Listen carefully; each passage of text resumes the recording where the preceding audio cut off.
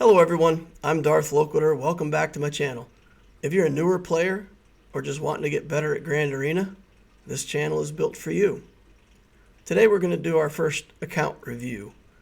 This was an idea that we had. I started up a Discord channel and some people joined up and said, hey, would you take a look at my account and let me know what you think.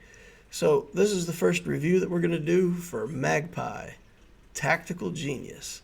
We're going to consult the Loquitur holocrons and see what kind of wisdom we can find for helping this person.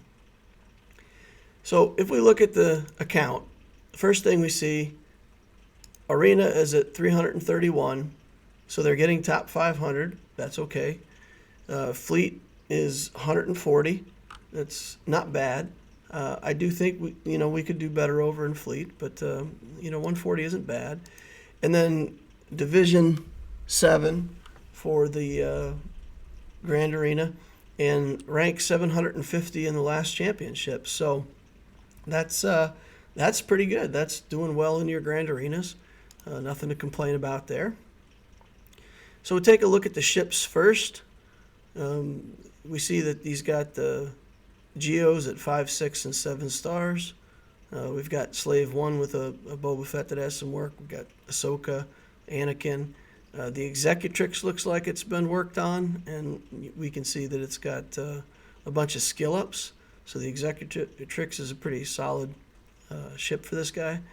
A bunch of other ships down here. The Chimera is unlocked with a Gear 12 Thrawn as the captain. That's good. We've got TIE Advanced at 5 stars with Vader at Gear 12, so that's a decent ship. So yeah, a lot of good stuff that's up and coming and on the way for fleets. In Anakin's ship, we can see that he's got levels put on it and levels put on the skills. And this impending assault, I want to point out, it does inflict buff immunity, and maybe Magpie's already doing this, but this is a way that you can work your way through the Hound's Tooth, bring Jedi Knight Anakin's ship in as a reinforcement, use this big ability, get buff immunity on Bosk. Once you get buff immunity on the Hound's Tooth, it doesn't get the protection up anymore, and the hit points on that ship go down just like the hit points on any other ship. And Bosk has taunt up for you, so once you get that buff immunity, you can kill him. The problem with that strategy, Bosk, the Hound's Tooth can get rid of debuffs with its basic attack. So if you don't have a way to stun him or stop him from doing a basic attack, then he'll be able to take that buff immunity right back off. So you either got to kill him very quickly once you get it on, or you have to have a way to stun him. But it's important that when you're building your fleets, you think about how you're going to beat the opposing Hound's Tooth. It looks like there's already an opportunity that's probably under control, so we're glad to see that. That's a good thing. Take a look down here at the Vulture Droid. That's another way. If you have this Discord missile at level 8, that also does buff immunity, and the Vulture Droid is a good reinforcement, so that's potentially another option to use. If we get in here and look at characters, we see that he's got a Darth Vader. It's going well. It's already got some Gear 13 pieces on it. Merciless Massacre is going. And the Cross is offense with some speed. And I can see why people would want to do that, but I really like to see a Potency Cross on Vader. It's very important that he gets those debuffs. Defense on the Triangle, that's not what I would do. And then speed, which you would expect on the Arrow. But he's got 6 dot mods on Vader, and at this point he's got 1.6 million galactic power, and seeing that he's working on those 6 dot mods makes sense, and Vader is the right character to be putting those mods on. Here again, I like to see potency on the Cross. Don't see it. Crit chance on the Triangle, that's fine. And then speed on the Arrow. Let's take a look at Anakin again real quick. He's also got some Gear 13 pieces on Jedi Knight Anakin. Again, the 2 characters that he's invested in are the 2 characters that I would take the speed on the arrow. Those are the two characters that I would relic first looking at his account. So that's on track and looks to be a good decision on his part. He's got Zetas on the right characters. We have some effort on Grand Moff Tarkin here. That's good. Down below we can see he's got R2-D2 unlocked. He's got L3 that he's worked on. He's got some bounty hunters, and we've seen that he's got a 6-star Chewbacca. So we see here, good bounty hunter team. 6 stars of the Jango Fett. I imagine he's still working on that node, getting the Jango Fett to 7 stars, getting the Hound's Tooth off of that node. And probably when he gets to 7 stars, he'll have a 7-star Chewbacca. So that's good stuff. He's got Enfys Nest on the way, up and coming. I like tenacity mods for Nest. Tenacity with tenacity and more tenacity. And these 3 tenacity sets, tenacity on the cross. I like her slow and high tenacity. That's how I find that she works the best for me. If she's not getting debuffs, then she's free to just do her thing and not die and kill everybody. We've got the Phoenix and the Rebels. Obviously, he unlocked Thrawn and the Chimera, so we've got those. We got Commander Luke Skywalker in there, but we don't see like another strong Rebel team up and coming other than the Phoenix. So I think that's a project, and probably with that CLS lead, it's good enough to be a back row defensive team for him in Grand Arena or something. We've got the Geos here underway. Sunfac is a little behind, but Sunfac is greedy. Sunfac is a greedy character when it comes to gear. He wants Carbantes and stun cuffs and stun guns, and those bottleneck gear pieces show up all over the place in Sunfac. So he's it's tough to make a commitment to him and bring him along with all the other Geos. I get that. So this Geo team's up and running. It's in good shape. The Brood Alpha's got the Zeta on. So, I think there's a lot of uses for the Geos, and we're good with that. So if we look at the team that he's using for Arena, he's got the Palpatine lead, Vader, Thrawn, Tarkin, and Enfys Nest. And Enfys Nest is kind of the odd character out in this team. And maybe it's good to have that Nest in there. I mean, maybe he's just using her for the early days to cripple the other team while he works on them with these other characters.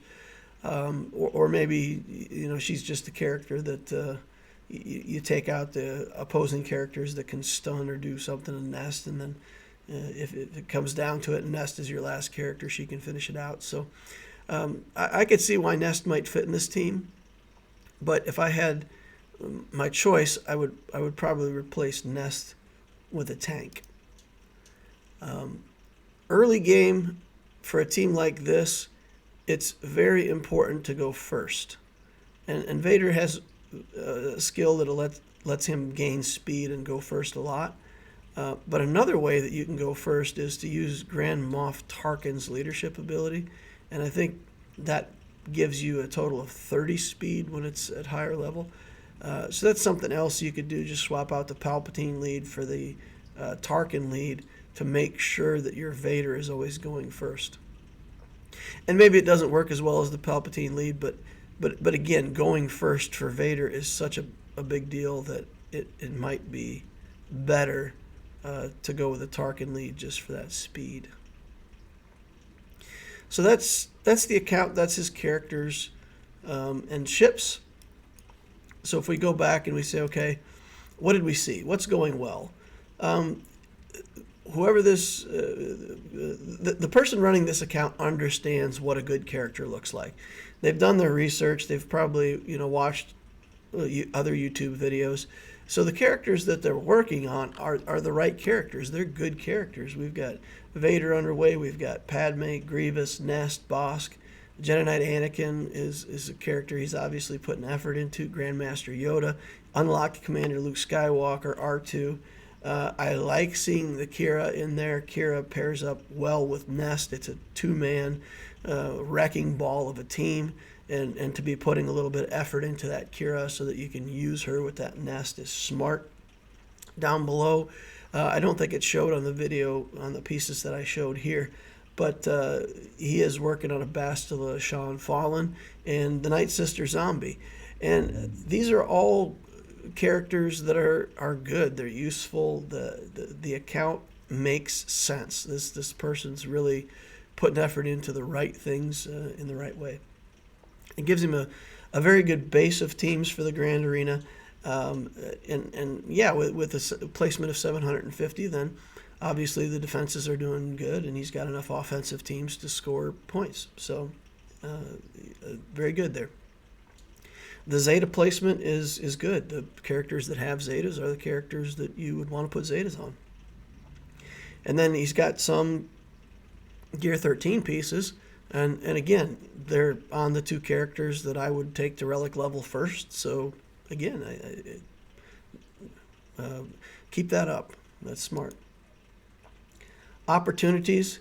I think the opportunity is now to build characters up instead of out. I would be careful starting more projects and building more characters, and really work on taking the characters that we've got and making some of these teams just rock solid. There's an opportunity to improve the modding. Some of the mods that are on characters are, when I see flat defense and flat protection on a mod with no speed, then I think, I wouldn't have invested in that mod. But especially at first, you sometimes have to invest in mods that aren't really that great, so I get it. But I think there's a lot of opportunities to sharpen up the mods.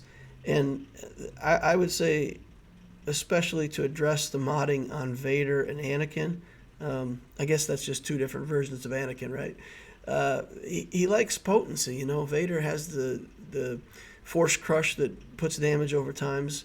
And when he throws his culling blade, you want to have a lot of debuffs on the opposing characters to make that culling blade good. So what makes Vader exceptional is placing those debuffs. And there's a lot of characters in this game that will accidentally get tenacity just on mods, or maybe they have a tenacity offset because those are the mods that fit that character okay. And if you think about it, if your Vader has 40% potency and the opponent has 65% tenacity, it's not that big of a difference, but it's 25%. And that means 1 out of 4 times you're just not going to get your debuffs placed on the opposing characters. His basic ability puts ability block on the opposing character, and it doesn't trigger 100% of the time, but for sure, when Vader gets that skill off, you want it to stick. So I would definitely recommend a potency offset and potency cross. The speed arrow on both those characters is good. It's better for them to be fast. I actually like my Jedi Knight Anakin to be either really slow or really fast. If he's really fast, he goes first and he can, do a big hit. And then if anybody drops on life, then he gets the bonus turn while he's on low turn meter, and that's good. The other way around is to have him really slow and just build him for all damage, and then when he gets his bonus turn, he hits as hard as possible. So I would work on those guys' mods. And then I think there's an opportunity for fleet placement. I think we can do better over there. So I'm going to give some advice, but before I do, what I want to say is this is my concept. We're going to focus on Grand Arena and fleet placement. And for Grand Arena, what I want to see one team that's been invested in as a big defensive rock. Something that you put in one of the front zones and you just say the opponent ain't going to beat it.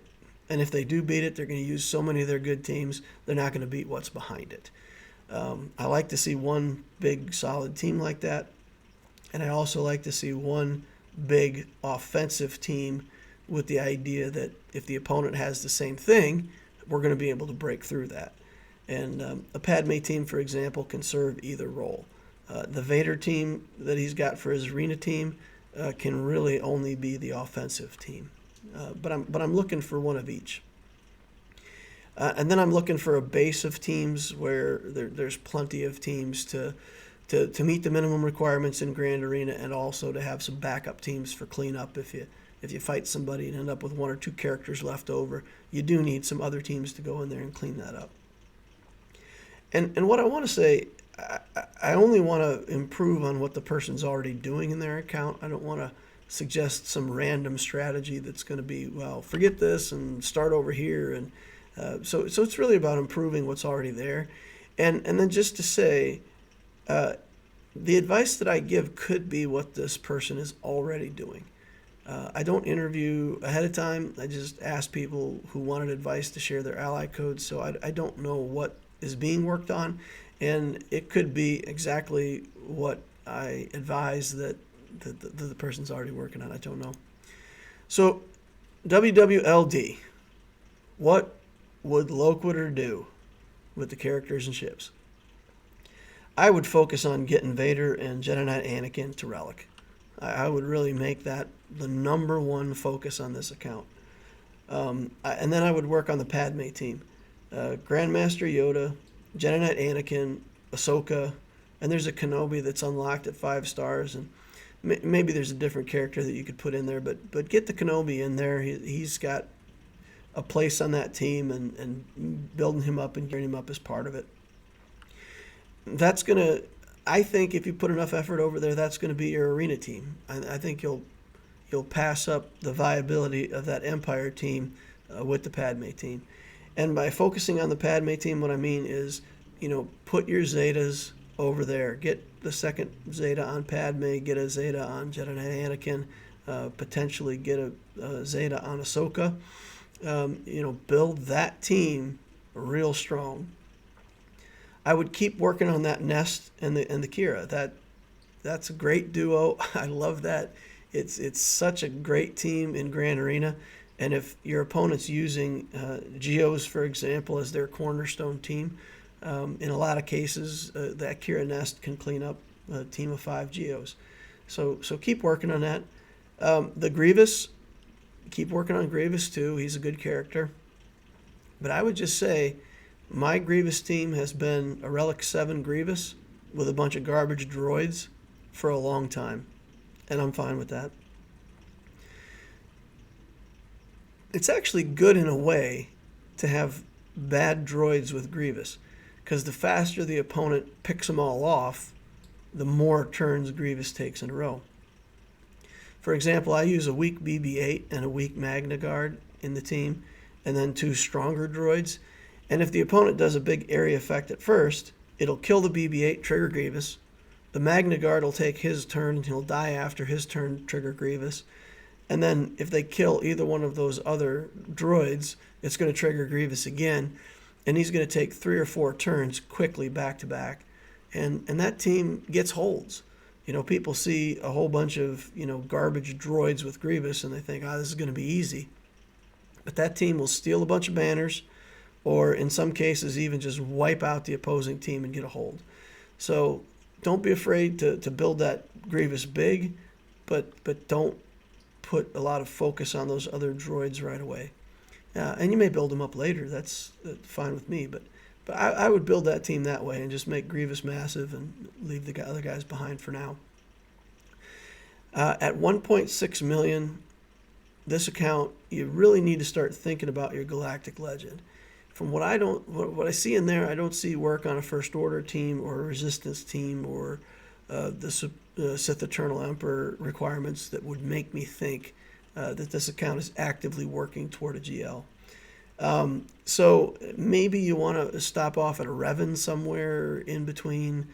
But again, what would Loquitur do? What would I do if this was my account? The next team that I unlock, the next things that I work on would be Supreme Leader Kylo Ren. And there's 3 steps to that process. First, you go for the finalizer. You got to figure out the fleet requirements. You got to build bounty hunter ships. You got to build Vader's ship. You got to build some First Order ships, and get that finalizer unlocked. It only unlocks at 4 stars. You get 10 shards every time the event pops up. It pops up like every 3 or 4 weeks.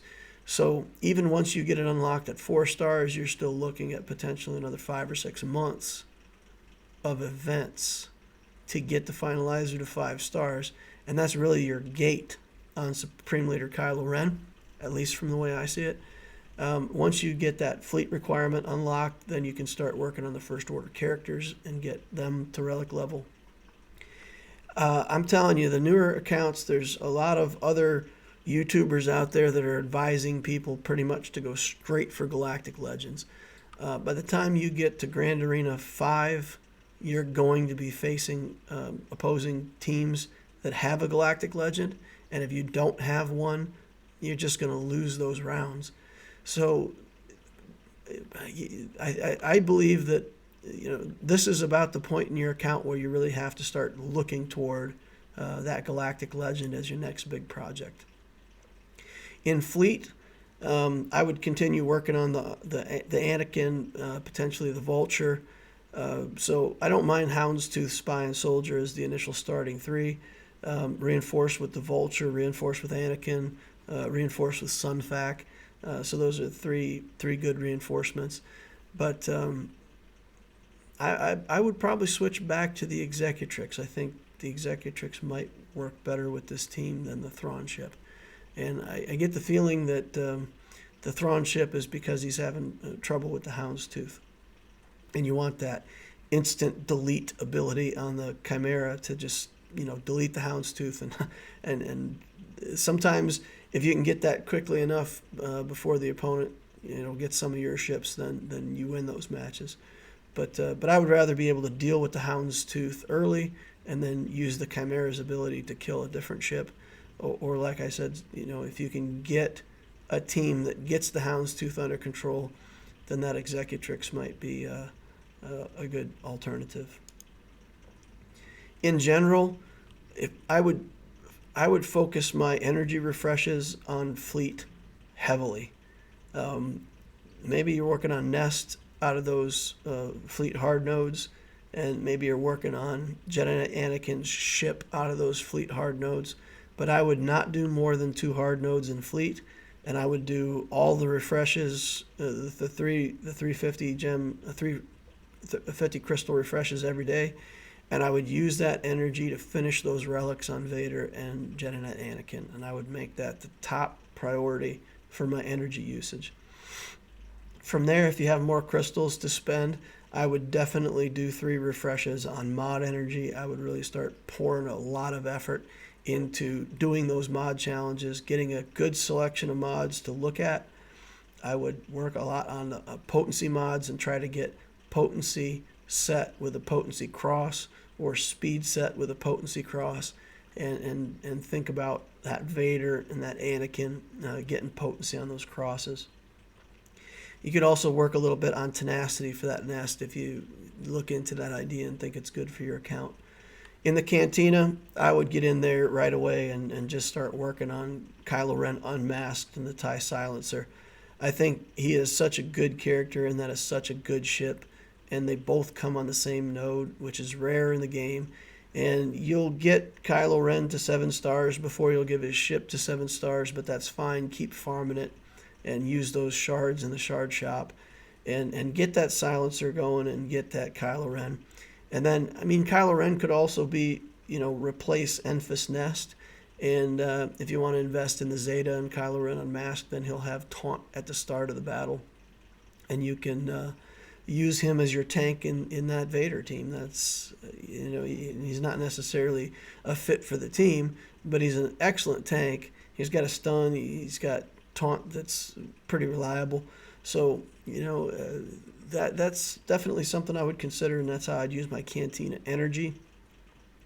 For regular energy, that Django and the Houndstooth node for sure.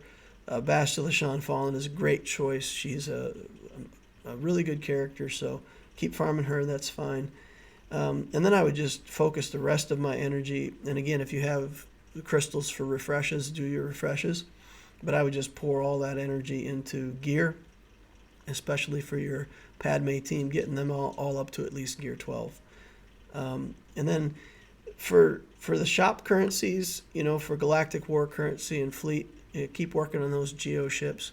Once you get them all up to 7 stars, especially with your Galactic War currency, you can start using that along with your Cantina and your squad currency. I would not use those right away to make more shards. Instead, I would, or let's say to make more characters, I would instead think about using your Galactic War currency, Cantina, and Squad. Buy characters that you already have at 7 stars, convert that to energy in the shard shop, and use that currency to buy the gear that you need to help get your Padme team geared up and get those characters at relic level. So that's it. That's the account review. That's the, what would I do if it was my account?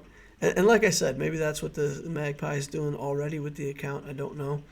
But this is more about trying to help everybody else in the community. And if you look at this account and you say, yeah, that looks like my account, then maybe you can take some of this advice and apply it to yourself, and maybe it'll help.